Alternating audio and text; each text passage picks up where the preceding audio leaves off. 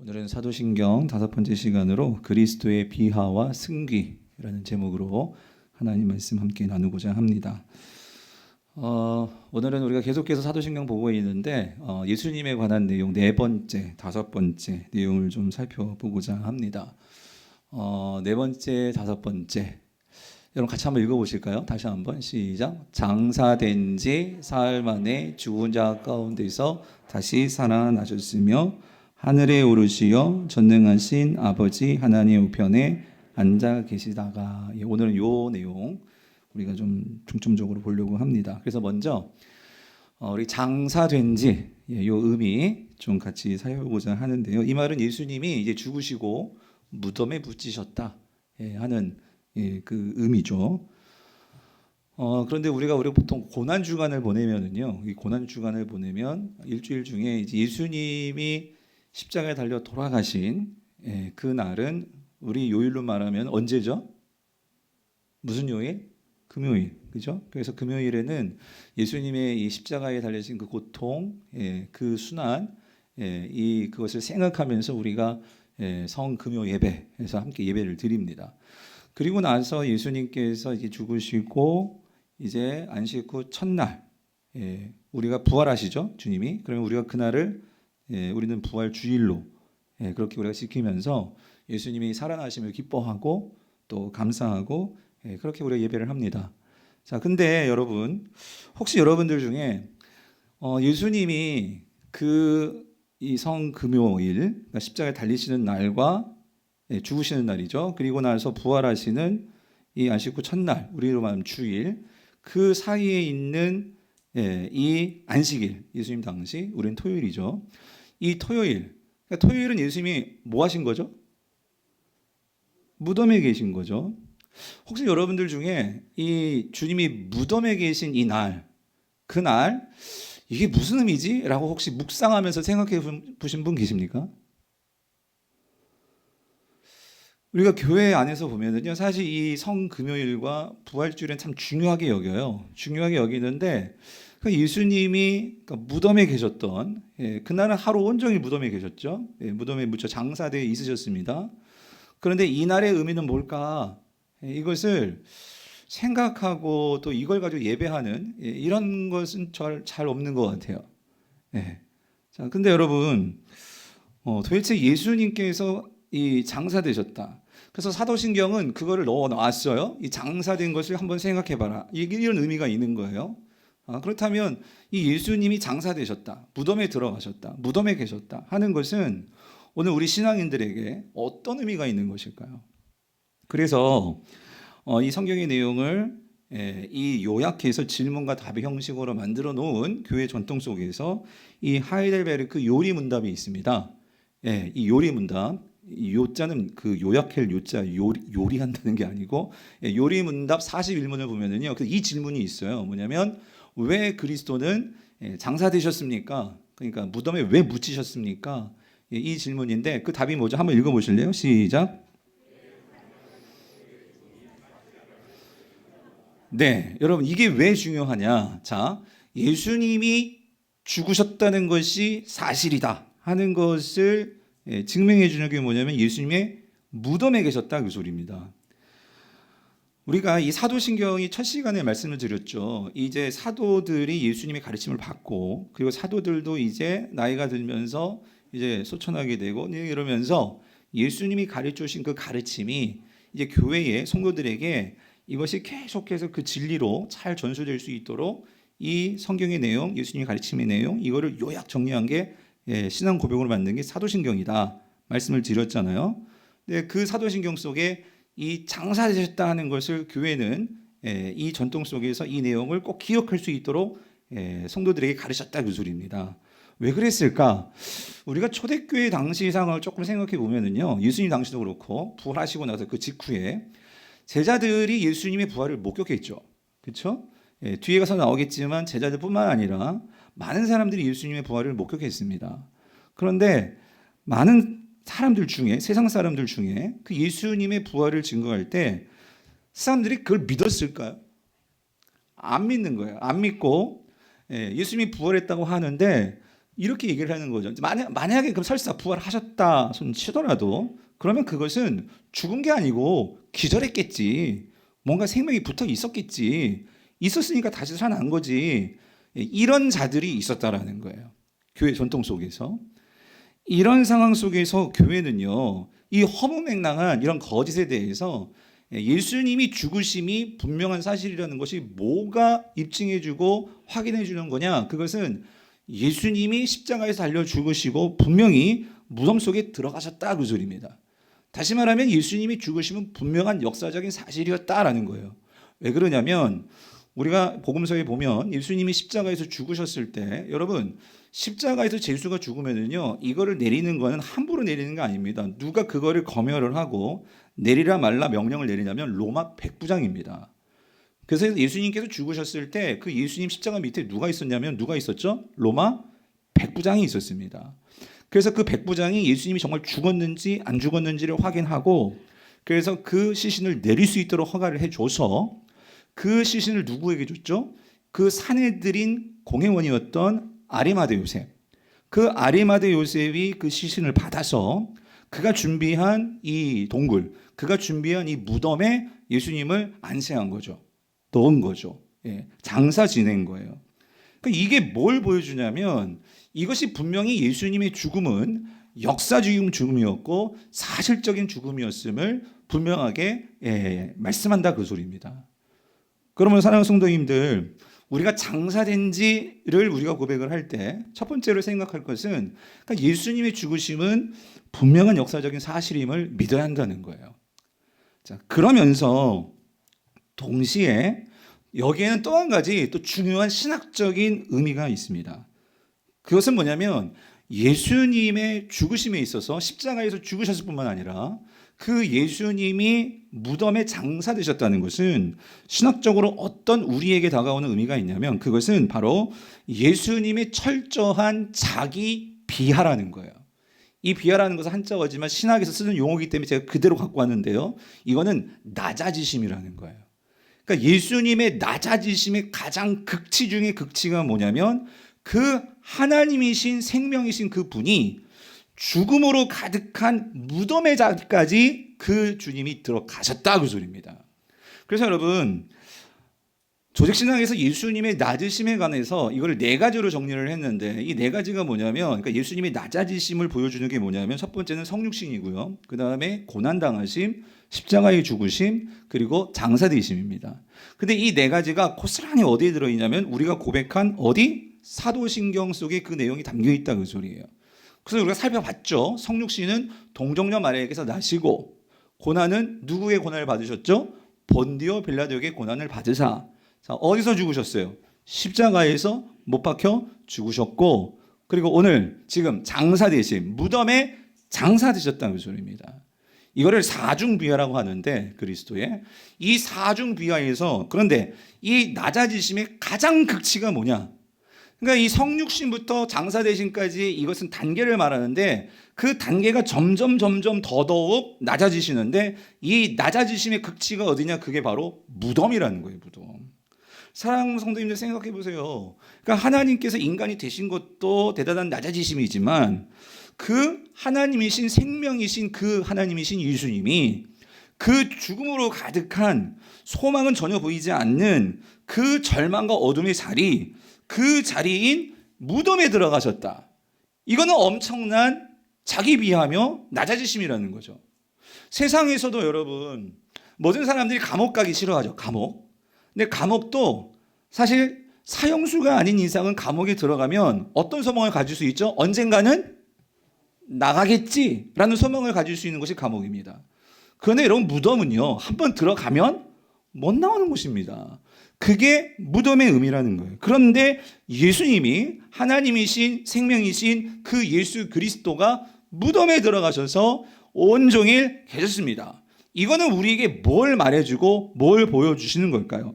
즉 예수님께서 그 끝간데 없는 자기 비하 가장 낮은 자리까지 그 들어가시는 그 이유가 무엇일까요? 그것은요 오늘 예수님께서 인간이 되셔서 그냥 대충 십자가에서 죽으시고 부활하실 수 있습니다. 무덤에 들어가지 않고 그냥 부활하셔도 되잖아요.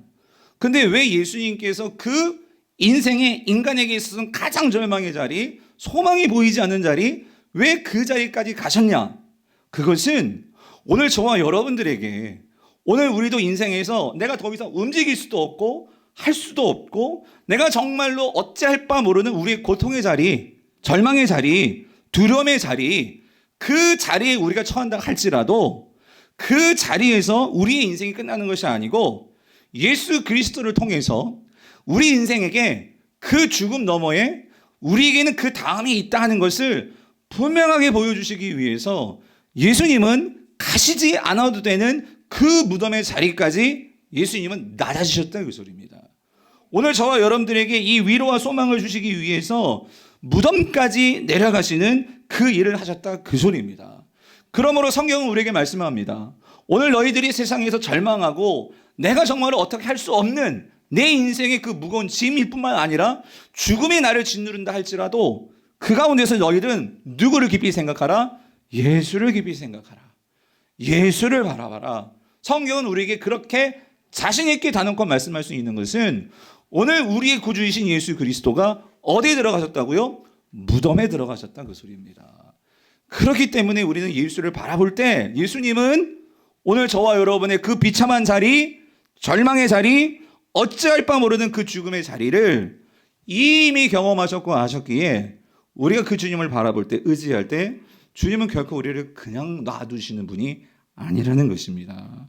그래서 여러분 사도 바울은 고린도후서 1장 5절에서 이렇게 말씀합니다. 여러분 같이 한번 읽어볼게요. 시작. 그리스도의 고난이 우리에게 넘친 것 같이 우리가 받는 위로도 자 누구로 말미암아? 그리스도로 말미암아 넘치는도다. 예? 그리스도로 말미암아 넘치는도다. 그래서 여러분 베드로는요. 베드로 사도는 2장 21절 베드로전서 이렇게 말씀합니다. 그리스도도 너희를 위하여 고난을 받으사 너희에게 자 뭐를 끼쳐? 뭐를 끼쳐? 본을 끼쳐.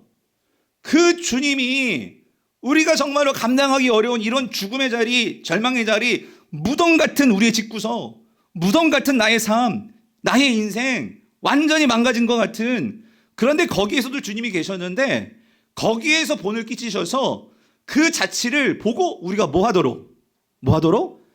따라오도록. 왜? 주님을 따라가면 그 다음으로 나아갈 수 있으니까. 사랑하는 성도님들, 오늘 이 주님을 정말로 믿고 따라가시는 저 여러분 되시길 축원합니다. 예수님의 장사됨은 그것이 끝이 아니라 그 다음에 놀라운 이제 부활로 연결되어지는 그 역설이 있는 곳이 바로 무덤이라는 거예요. 무덤. 그래서 이것을 보여주시기 위해서 주님은 낮아지셨고 무덤의 자리로 들어가셨다 그 소리입니다. 그래서 성도님들 신앙에는요 참 신비와 역설이 있는데 그게 뭐냐면요 여러분 예수님의 이 낮아짐은요 낮아지면 낮아질수록 여러분 신앙은요 어떻게 되느냐 낮아지면 낮아질수록 그 다음에 어떻게 될까요? 높아진다는 사실이에요. 그래서 여러분 예수님의 비하는 그 다음에 어디로 연결되냐면 승기라는 것은 높아짐으로 연결되는데 성경에 나오는 예수님의 높아짐은요 마찬가지 4단계가 있습니다. 4가지가 있습니다. 그 첫 번째가 뭐냐면 부활입니다. 예수님께서 부활하십니다. 그리고 나서 예수님께서 승천을 하십니다. 그리고 하나님 보좌 우편에 앉으십니다. 그리고 이제 만왕의 왕으로서 이 땅에 재림하셔서 그 심판을 하시는 이 가장 영광스러운 모습으로 주님은 그 비하가 승기로 나아간다는 거예요. 근데 여러분 우리가 고백한 사도신경 안에 이 내용이 또 다 들어가 있습니다. 예, 다 들어가 있는데 제가 4번째 재림은 너무 중요해서 이건 다음 주에 하나만 따로 볼 것이고 오늘은 첫 번째, 두 번째, 세 번째까지 우리가 같이 살펴보려고 합니다. 그게 기독론 우리 4번째 고백인데 자 보겠습니다. 장사된 지 사흘 만에 죽은 자 가운데 어떻게 해요? 다시 이 부분. 그래서 여러분 여기서 사도신경은요 장사되시고 나서 예수님께서 며칠 만에 부활하셨대요? 사흘이 4일입니까? 3일입니까? 이게 요즘 애들 그걸 모르더라고요. 3일입니다. 3일. 3일 만에 부활하신 거예요. 그런데 여러분 이게요 사도신경에서요 이 사흘을 중요하게 또 기록해 놨다는 것은 뭘 말하는 의미가 있습니다.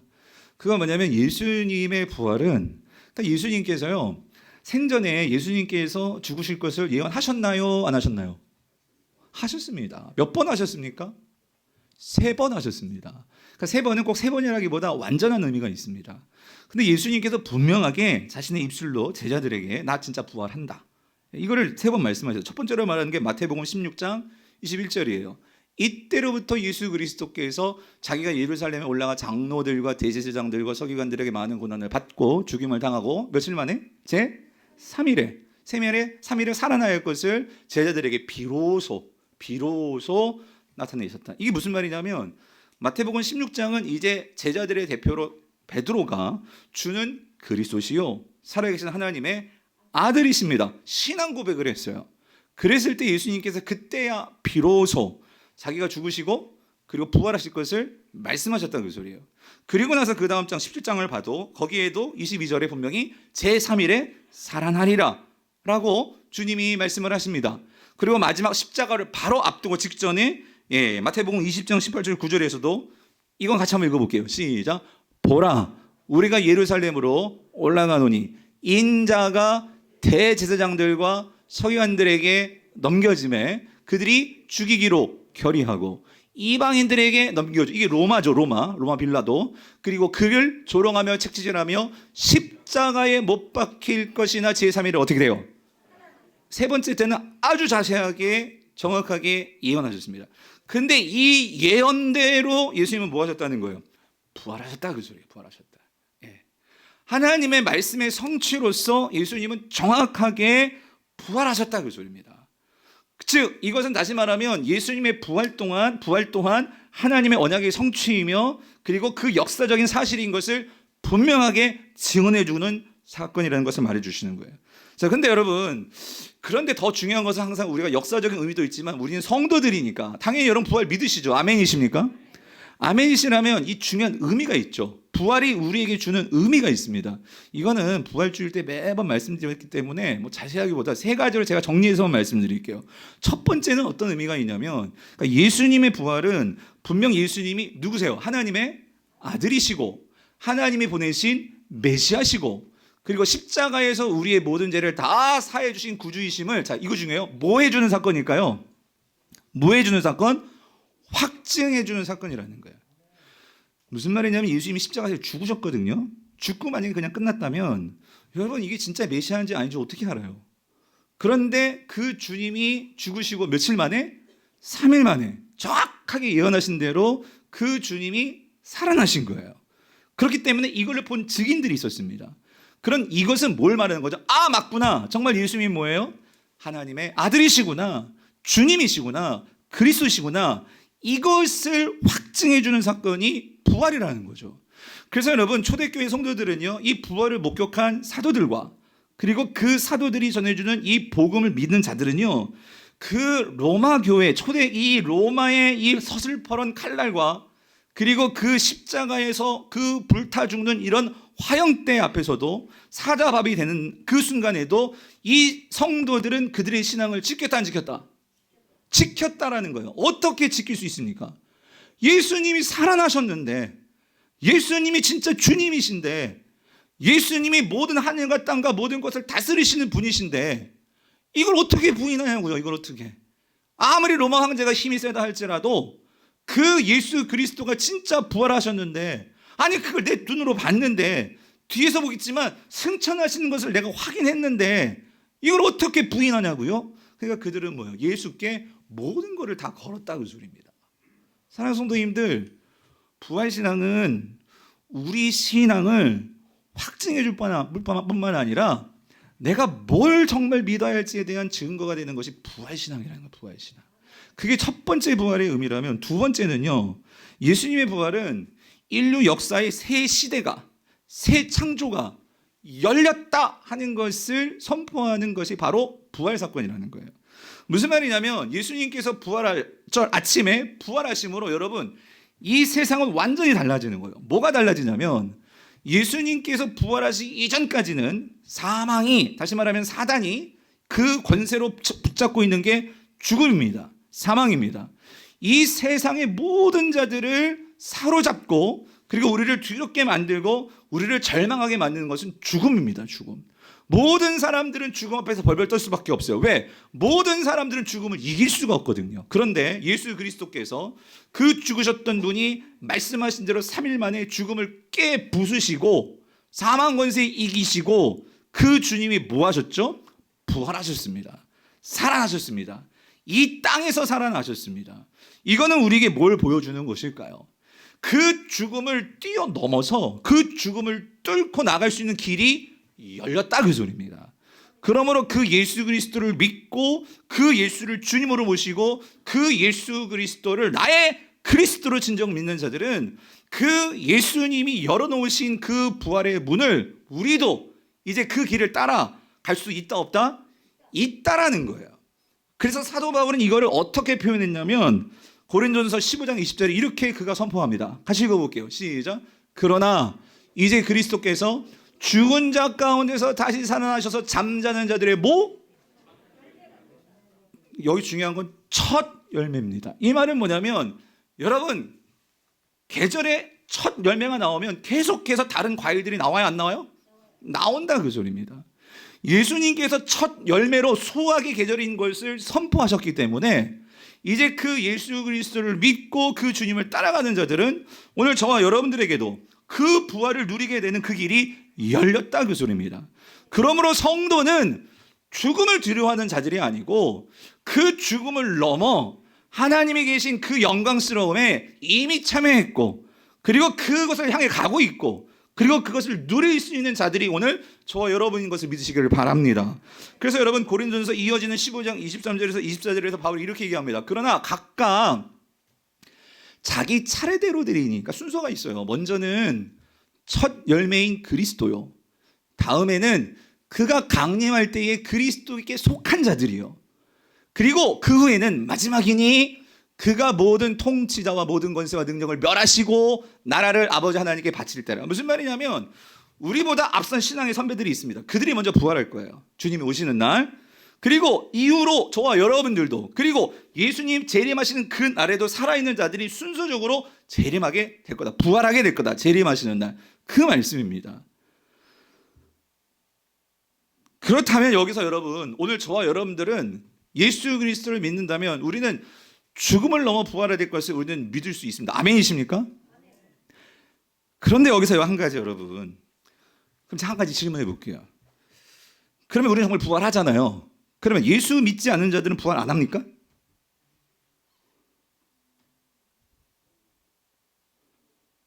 예수 믿지 않는 자들은 믿지 않고 죽은 자들은 여러분 부활하지 않나요?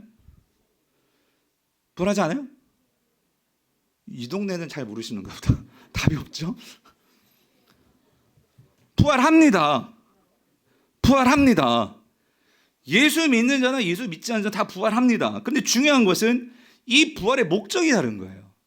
오늘 저와 여러분들은 왜 부활하죠? 그 주님 오시는 날 이 땅에서 우리가 신앙을 지켰고 우리는 그 예수님이 첫 열매인 것을 믿으면서 아무리 로마 황제가 나에게 절하라 할지라도 우리의 주님은 바뀌었어요. 예수 그리스도가 우리의 주님이세요. 우리는 그걸 믿고 그때까지 기다렸던 자들입니다. 그러므로 우리가 주님을 만나는 날은 부활하게 되면 우리는 이제 그 주님을 만나서 영광스러운 주님의 그 나라의 안식에 들어가서 주님과 함께 왕노릇하며 우리는 진짜 영원한 구원을 누리게 되는 그날은 축제의 날입니다. 할렐루야. 그런데 여러분 이 예수 그리스도를 믿지 못하고 이 땅에서 살았습니다. 그리고 그렇게 죽었습니다. 주님이 오셨습니다. 그들이 다시 살아납니다. 그들에게 있어서 부활은 뭘 위한 부활일까요? 심판의 부활입니다. 더 정확히 말하면 불못에 떨어지는 부활입니다. 요한계시록 여러분 20장 12절 25절에 이것을 말씀합니다. 또 내가 보니 죽은 자들이 큰 자나 작은 자나 보좌 앞에 서 있는데 이 말은 뭐예요? 부활이 일어났다 그 소리예요.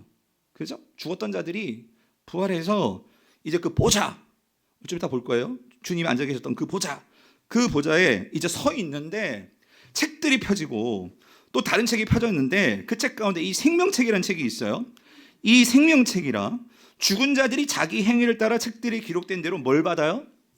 심판을 받는데 13절 바다가 그 가운데서 죽은 자들을 내주고 사망도 음부도 그 가운데서 죽은 자들을 내주매 이게 무슨 말이냐면 여러분 예수 믿지 않고 사람들이 죽잖아요. 그러면 죽으면 우리는 육체는 죽는 자나 육체는 예수를 믿는 자나 안 믿는 자나 다 죽으면 흙으로 갑니다. 그런데 우리 영은 어디로 가요? 하나님께로 가죠. 예수 믿지 않는 자들은 우리가 쉽게 말해 지옥 간다고 말하죠. 하지만 영이 간 거예요. 영. 그런데 지금 말하는 이 부활은요, 영과 육이 이제 하나가 되어가지고 완전한 몸으로 이제 하나님 나라 가고 불못에 떨어지는 건데, 그러니까 지금 여기서 말하는 것은 이 바다라는 의미는요, 이 고대 사회에서 이 바다는 이 사단이 움직이고 사단이 있는 곳입니다. 그러니까 그곳에서 이 영들을 다시 부활시켜서 지금 주님 앞에 세워 놓은 거예요. 그렇죠? 사망과 음부도 그 가운데서 죽은 자들을 주님 앞에 내려 놓은 거예요. 심판받아야 되니까. 근데 어떤 일이 벌어지느냐? 그 각 사람이 자기의 행위대로 심판을 받고, 여러분 여기서 행위도요, 잘 이해하십시오. 제가 지난 금요 성령 예배 때 설교했던 걸 꼭 한번 들어보십시오. 이건 무조건 내가 착한 일을 해서 구원받는다 그 소리가 아니라, 이거는 주님과의 어떤 관계로서 행위를 했냐 그 소리입니다. 주님과의 관계가 없는 행위들은 다 의미가 없습니다. 이 말은 선행이 소용없다 그 소리가 아니라, 구원받음에 있어서 우리의 선행은 그 어떤 영향력도 구원에 영향을 미치지 못합니다. 주님과의 관계 속에서 행위들이 나오는 겁니다. 그런데 자, 넘어가세요. 그렇게 심판을 하시는데 14절, 사망과 음부도 불못에 던져지니, 이 말은 여기서 사망과 음부가 말하는 것은 사단이 그 부리는 권세가 사망이고, 음부도 사망이 그 있는 곳이뿐만 아니라 사단이 역사하는 곳이기 때문에 사망과 음부가 불못에 던진다는 것은, 다시 말하면 사단도 심판을 받는다 그 소리입니다. 누구에게? 예수 그리스도에게. 그래서 사단도 지옥에 들어간다 그 소리예요. 이게 곧 둘째 사망이다. 즉 그 사단과 함께 있던, 결국 그들에게 속했던 자들은 결국 15절, 누구든지 이 생명책에 기록되지 못한 자들, 결국 예수 그리스도를 믿음으로 인침받지 못한 그 모든 자들은 자, 어디에 던져져요? 불못에 던져지니라. 사랑하는 성도님들, 제가 오늘 왜 이 말씀을 드리냐면, 여러분 우리는 부활을 믿고 부활될 것을 믿는 정말 축복받은 자들입니다. 아멘이십니까? 그런데 여러분의 가정 가운데 지금 예수 믿지 않는 여러분 남편은 어떻게 할 거예요? 여러분의 아내, 여러분의 자녀, 내 이웃들 어떻게 할 거예요? 성도님들, 참 제가 안타까운 게 뭐냐면요, 이단은 이런 말씀을 가지고 그들은 막 경각심을 가지고, 나 지옥 가는 거 아니야? 나 구원 못 받는 거 아니야? 이런 걸 가지고 이 불못을 두려워하면서 지금도 어떻게든지 막, 신천지 보셨잖아요. 막 대구에 막 스테디움을 빌리고 거기서 막 우리 막 이렇게 구원 받습니다 막 잔치를 벌리고 난리 법석을 떠는데, 우리 성도들은 나 이미 구원 받았습니다. 나 부활을 믿습니다. 우리는 그걸로 끝이에요. 여러분의 자녀들 어떻게 하실 거냐고요? 여러분의 형제, 자매, 부모님 어떻게 하실 거냐고요? 주님께서 우리가 시간 주고 있을 때, 목사님 내가 해보려고 해도 안 돼요. 뭐 주님께서 하시겠죠. 맞아요. 주님께서 구원은 하나님 손에 있지만, 그러나 주님 앞에서 긍휼의 마음을 가지고 그 영혼들을 위해서 우리가 애쓰고 노력하고 항상 포기하지 않고 기회 주셨을 때, 시간 주셨을 때, 우리가 얼마나 그 영혼들을 위해서 노력하고 주님 앞에 매달리냐 말이죠. 우리만 부활받고 우리만 천국 갈 문제가 아니잖아요. 사랑하는 성도님들, 기회 주셨을 때 더 늦기 전에 우리가 정말 그들을 다 구원시켜서, 여러분 우리가 이 불못이 아닌 영광스러운 주님의 집에 들어가야 될 줄 믿습니다. 마지막 세 번째로요, 이 부활의 의미는요, 예수님이 부활하지 않았다면 여러분 지금 제가 말한 모든 것이 다 세상 말로 꽝입니다. 꽝. 여러분 제가 지금까지 말했던, 다시 말하면 우리가, 여러분 부활이 없다면 우리가 예수 그리스도의 십자가를 통해서 우리가 죄 용서받았습니다라는 이 믿음, 죽음에서 우리가 부활할 것이라는 이 믿음, 부활했기 때문에 아무리 이 땅에서 우리가 이렇게 핍박을 당하고 힘들지만 이걸 참고 견딜 수 있다는 이 믿음, 이 믿음이 다 뭐예요? 헛것이라는 거죠. 헛것. 그러니까 이것은 정말 만약에 부활이 없다면 우리 신앙 자체가 다 허물어진다 그 소리입니다. 그래서 사도 바울이 15장 17절 19절에서 이렇게 말하죠. 그리스도께서 다시 살아나신 일이 없으면 너희 믿음도 헛되고 너희가 여전히 죄 가운데 있을 것이요, 또한 그리스도 안에서 잠자는 자도 다 망하였으리니, 만일 그리스도 안에서 우리가 바라는 것이 다만 이 세상 삶뿐이면 모든 사람 가운데 우리는 더 불쌍한 자니라. 왜? 세상 사람들은 얼마나 이 땅에서 막 즐기고 먹고 얼마나 그렇게 삽니까? 내가 살고 싶은 대로, 나 하고 싶은 대로. 왜? 이 땅이 끝나면 끝나는 거니까. 근데 여러분, 우리는 왜 그렇게 살지 못하죠? 우리는 왜 그럴 수 없죠? 이게 끝이 아니잖아요. 무덤에서 그 다음으로 나아가는 그 길을 주님이 분명히 보여주셨잖아요. 우리가 정말로 그것을 아는 자라면 우리는 목적지를 아는 자니까. 우리는 세상 사람처럼 살 수가 없죠. 근데 부활이 없다면 너무 원통하지 않아요? 우리도 좀 하고 싶은 대로 살고, 내가 갖고 싶은 대로 다 갖고, 먹고 싶은 대로 다 먹고, 물론 다 그러고 있지만 여러분, 그러고 싶지 않겠습니까? 부활이 있기 때문에 우리는 이 영원한 소망을 가지고 우리 나아간다는 거죠. 목사님, 난 그러다 부활을 못 믿겠어요. 근데 여러분, 이거 아세요? 성경에는 수많은 부활의 증인들이 있었습니다. 여러분, 고린도전서 15장 5절에서 9절에 보면 5절 보니까 먼저 게바에게 보이시고, 이게 누구냐면 게바, 베드로죠. 베드로와 12제자에게와 또 어떤 목사님 그때 11제자 아니에요? 나중에 마띠아가 들어왔을 때 마띠아도 봤다 그 소리예요. 그러니까 결국 12제자 다 봤다 그 소리고, 여기 놀랍지 않아요? 그 후에 제자들만 본 게 아니라 500여 형제들에게 일시에 나타나셨으며, 이게 언제일까 학자들은 궁금해 여겨요. 아마 여러 가지 설이 있지만 좀 이따 나옵니다. 예수님이 승천하실 때 그거를 본 게 아닐까, 한꺼번에 부활하신 것을 보았다면 그런 이해가 있고요. 근데 중요한 건 이거예요. 바울이 지금 이 고린도전서를 쓸 때 여기 보세요. 그 중에 지금까지 대다수는 어때요? 살아있고 어떤 사람은 뭐예요? 잠들었으며. 그러니까 만약에 고린도전서를 쓸 때 만약에 그 바울이 말하는 것을 이게 왜 확증할 수 있냐면 그 당시에도 부활을 받던 자들, 살아있는 자들이 있었다 그 소리란 말이죠. 그런데 여러분, 그런 거를 차치하고더라도 정말 저는 확실하게 이 부활을 믿을 수 있는 근거가 뭐냐면요, 그 다음 말씀드립니다. 여기 7절, 그 후에 야고보에게도 보이셨으며. 그래서 이 야고보는 누구냐면 예수님의 형제 야고보입니다. 예수님의 동생이 있었습니다. 동생들이. 근데 여러분, 이 예수님의 동생들이요, 우리가 복음서를 보면 알겠지만 예수님의 동생들은 그 친형, 육신적으로 예수님에 대해서 어떤 마음을 갖고 있었냐면 그 형이 미쳤다라고 생각했습니다. 왜 그러냐면 지금 아버지가 예수님이 그렇게 성령이 되셨을 때 그 공생에 사실 때 요셉은 아마 죽었다라고 학자들이 그렇게 보는데, 그러니까 그 집의 실질적인 가장은 누구일까요? 예수님입니다. 그럼 예수님이 목소리를 하면서 그 동생들 뒷바라지하고 엄마 뒷바라지하고 해야 되는데 그러지도 않고, 세상 말로 죄송합니다, 싸돌아다니는 거예요. 예? 여기저기 막 돌아다니면서 하늘나라가 왔네 어쩐데. 그러니까 동생들은 우리는 지금 배고파 죽겠고 지금 생계를 누가 책임져야 되는데 형은 그러고 있으니, 여러분, 가족들이 어떻게 보겠어요? 이야, 저 형님 진짜 너무하다. 어떻게 가정은 정말로 가정이 돼가지고 돌볼 생각은 안 하고 저러고 있냐. 여러분, 그렇게 생각했던 자가 야고보였습니다. 근데 이 야고보가 바뀌었다 그 소리예요. 이 야고보가 나중에 사도행전 15장에 나오지만 그 당시 초대교회의 장로가 됩니다. 어떻게 이렇게 바뀔 수 있었을까요? 뭘 본 것일까요? 예수님의 부활을 봤다 그 소리입니다. 여러분, 그 십자가에 죽으셨던 바로 그분이 살아났으니 이게 단지 우리 형이 아니라 누구예요? 하나님의 아들이심을 인정할 수밖에 없는 거죠. 한 가지 더 증거 들어볼까요? 여러분, 사도 바울이요, 그 다음에 말하죠. 8절, 맨 나중에 만삭되지 못한 나 같은 자도 예수님이 나에게 보이셨다. 이 말은 바울이 그 다메섹 도상에서 그 초대교회를 정말 핍박하려고 그렇게 가는데 거기서 부활하신 예수님을 만났잖아요. 그랬을 때에 이 사도 바울이 거기서 꼬꾸라지잖아요. 그러면서 사도 바울이 그때부터 완전히 그의 모든 인생이 완전히 뒤바뀌어가지고 핍박했던 자가 예수의 추종자가 되잖아요. 그랬을 때 나는 사도 중에 가장 작은 자라, 나는 하나님의 교회를 말하죠. 뭐 했다고요?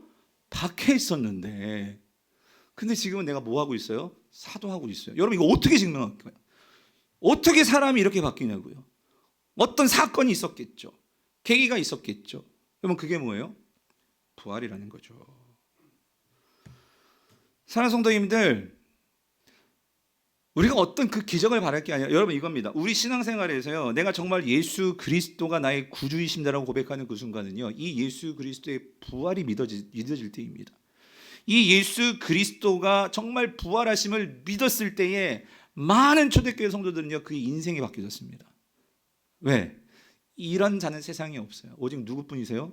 예수 그리스도 그분뿐이세요.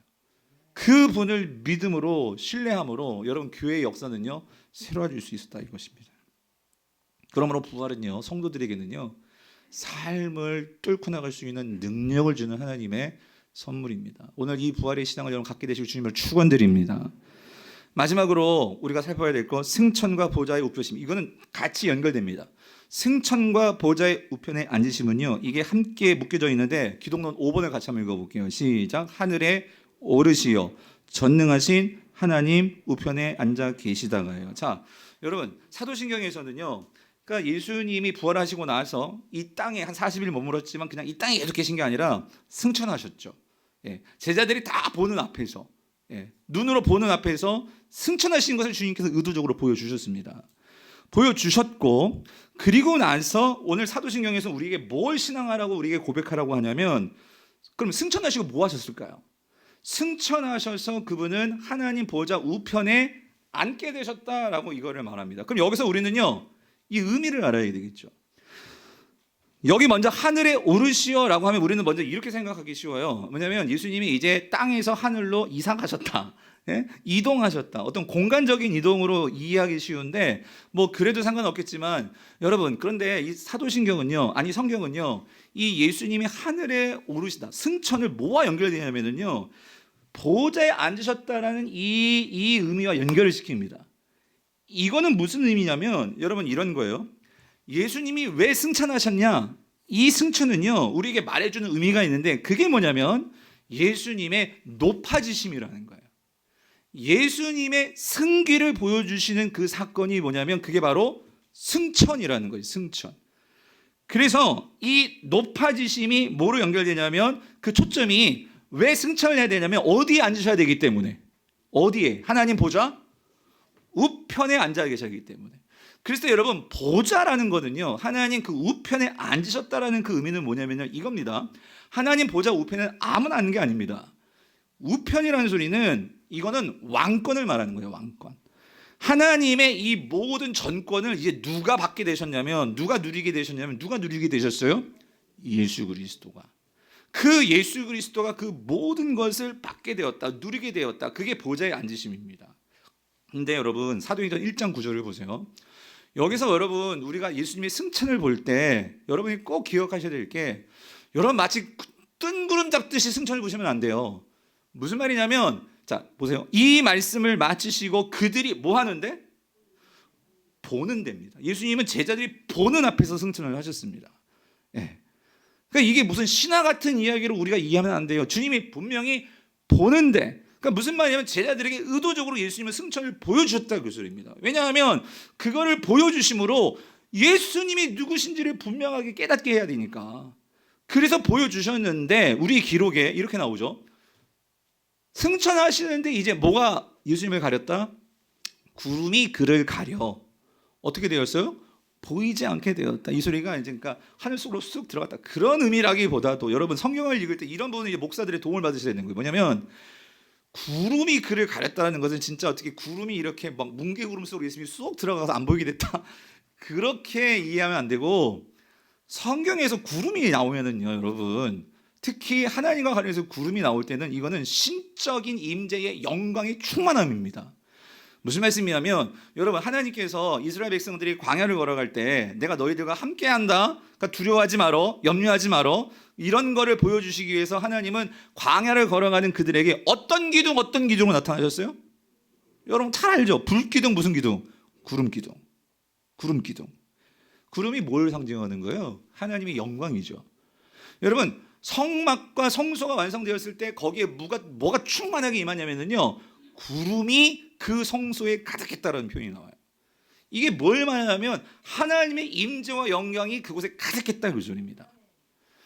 다시 말하면 여기서요, 구름이 그를 가렸다 이 말은 뭐냐면요, 예수님께서 승천하실 때 이제 그 예수님은 이 땅에서 봤었던 그런 예수님이 아니라 그 예수님은 구름, 하나님의 영광으로 가득한 그분이 되셨다 그 소리예요. 다시 말하면 그분은요, 이제 모든 하늘과 땅과 이 모든 권세를 가지신 그 하나님이신 그분이 바로 예수 그리스도이시다 이 말이에요. 그래서 여러분 오늘 이러한 하나님의 전권을 가지시고 이 땅과 이 모든 것들을 다스리시는 그 하나님을 고백하는 게 사도신경에서 전능하신 하나님 우편에 앉게 되셨다, 이게 우리의 고백이 담기는 의미라는 거예요. 그래서 이거를 정확하게 서술해서 기술해 놓은 게 오늘 본문입니다. 이거 본문. 에베소서 1장 20절에서 22절 다시 한번 우리가 이 의미를 가지고 한번 읽어볼게요. 같이 읽어보겠습니다. 시작. 그의 능력이 그리스도 안에서 역사하사 죽은 자들 가운데서 다시 살리시고, 그 다음에 하늘에서 자기의 오른편에 앉히사, 이게 승천과 보좌에 앉으심이잖아요. 왜 그렇게 하셨느냐? 왜 하나님께서 이제 예수를 부활하셔서 보좌 우편에 앉게 하셨느냐? 21절 같이 읽어보세요. 모든 통치와 권세와 능력과 주권과 이 세상뿐 아니라 오는 세상에 일컫는 모든 이름이 어떻게 해요? 뛰어나게 하시고. 근데 여러분 놀라지만 전 정말 놀랐는데 22절에 너무 은혜를 받았어요. 저는 22절 여러분, 예수님이 하늘과 땅과 이 모든 것을 통치하시는 그 권세와 능력을 가지신 분이십니다. 근데 이분이 뭐 하시나 보세요. 뭐 하시나? 왜 그런 권세를 가지시고 뭐 하시나? 22절 읽어볼게요. 시작. 또 만물을 그 발 아래 복종하게 하시고 그를 만물 위에, 자, 뭐의 머리로 삼으셨다? 여러분, 예수님은요 이제 보통 분이 아니십니다.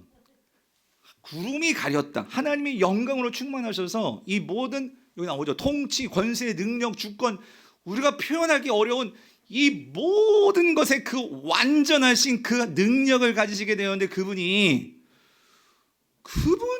그런 분이 특별히 주목하시는 이 대상이 있어요. 그게 뭘까요? 교회라는 거예요. 교회. 그 교회에 뭐가 되셨다고요? 머리가 되셨다. 그럼 질문. 여러분, 이 교회가 누구예요? 쉽게 말하면 우리입니다. 우리는 그의 몸이라고 하죠. 다시 말하면 오늘 저와 여러분의 삶에서 이런 능력과 권세와 이 모든 것을 충만하게 가지신 분이 우리의 머리가 되신다. 여러분, 이 의미가 뭐겠습니까? 여러분에 있는 머리가 지금 하는 게 뭐죠? 머리는요, 우리의 몸을 통제하고 우리의 몸을 보호하고 우리의 몸을 유지시키는 게 뭐가 하는 거예요? 머리가 하는 거예요. 정확히 말하면 뇌죠. 뇌가 하는 거예요. 뭔가 공이 날라와. 그럼 눈에 이제 그걸 보죠? 그럼 신경으로 들어오죠? 그럼 뇌가 판단해서 그 뭐 하게 만들어요? 피하게 만든단 말이에요. 여러분, 그게 뇌가 하는 거예요. 머리가 하는 거예요.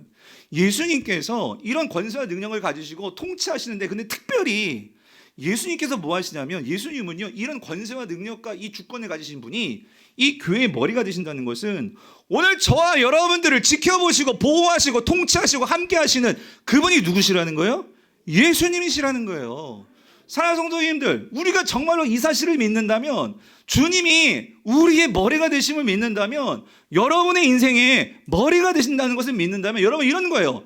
세상은 우리에게요, 내가 뭐 가진 게 없어요. 한 게 없어요. 내 인생이요 정말 보잘것없어요. 그러면 세상은 우리를요 얕잡아봅니다. 무시합니다. 넌 필요한 인생이 아니야. 너 그래가지고 네 인생이 뭐 나아지겠어? 네가 무슨 자격이 있다고. 세상은 그렇게 말하는데, 여러분, 내가 진짜 이 사실을 믿잖아요.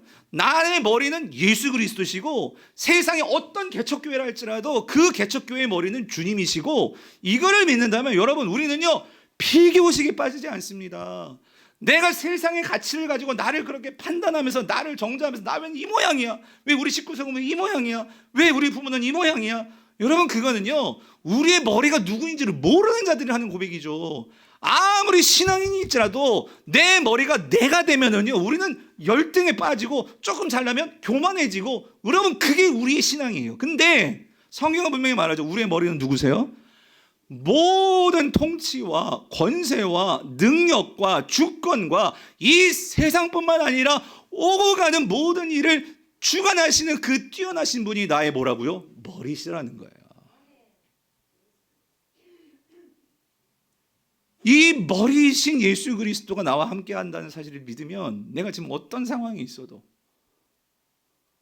내가 지금 약하고 병들고 없고 세상은 날 무시한다 할지라도, 여러분 주님은 그걸 중요하게 여기지 않습니다. 하나님께서 저와 여러분을 사랑하셔서 예수님은 철저하게 여러분 예수님 무덤에 들어가실 필요가 없어요. 그런데도 그 하나님은 저와 여러분들을 하나님 자녀 삼기 위해서 그 아들을 복종시키신 분이시고, 아들은 순종하신 분이십니다. 그런 예수님이시기에 여러분, 우리가 뭐 세상에 말하는 걸로 우리를 그렇게 바라보시지 않습니다. 주님은 우리 존재 자체를 사랑하시고 그래서 우리가 어떤 모습이든지 주님이 가장 기뻐하시는 것은 그런 주님을 알고 주님을 따라가는 자들, 그들에 대해서 주님은 너무나 기뻐하신다, 그 소리입니다. 그래서 여러분, 예수님이 머리가 된다는 것은, 머리가 되신다는 것은, 그러니까 이거 우리 목자가 되신다, 그 소리예요. 주님은 우리의 목자 되어 주시기를 원하세요. 그래서 주님은 나보고 나를 따르라, 내가 너를 인도해 줄게, 세상에서 이상한 싹군들 따라가지 말고 나를 따르라. 그래서 주님은 뭘 원하시냐면요, 그렇게 주님이 아버지 나라의 증인이 되셨다면 우리도 그 주님을 보고 믿으면 우리도 이 세상에 뭐 하기를 원하실까요? 증인 되기를 원하십니다. 여러분, 사도행전 1장 8절 같이 한번 읽어볼게요. 오직 성령이 너희에게 어떻게 해요?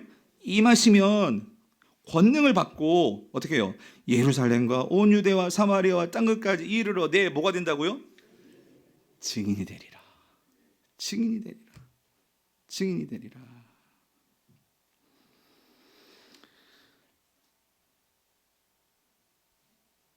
사랑하는 성도님들, 오늘 이 예수님께서요, 우리가 이 증인이 되도록 오늘 예수님께서요, 여러분을 우리의 머리가 되셔서 뭐를 하시느냐? 첫 번째는 세 가지 기억하십시오. 간단하게 말씀드리겠습니다. 첫 번째는요, 그 주님이 보좌에 앉으셔가지고요, 보좌에 앉으셔서 그 주님은요, 우리를 위해서 뭐 하시느냐? 중보기도 하고 계세요. 왜냐하면 우리가 약한 걸 너무나 잘 아시기 때문에 주님은요, 왜? 주님도 이 세상에서 인간이 되어 보셨거든요. 그러니까 우리가 얼마나 실수하고 넘어지고 약한 것을 너무나 잘 아세요. 그래서 그 주님은요, 저와 여러분들에서 지금 뭘 하시느냐? 중보기도 하고 계십니다.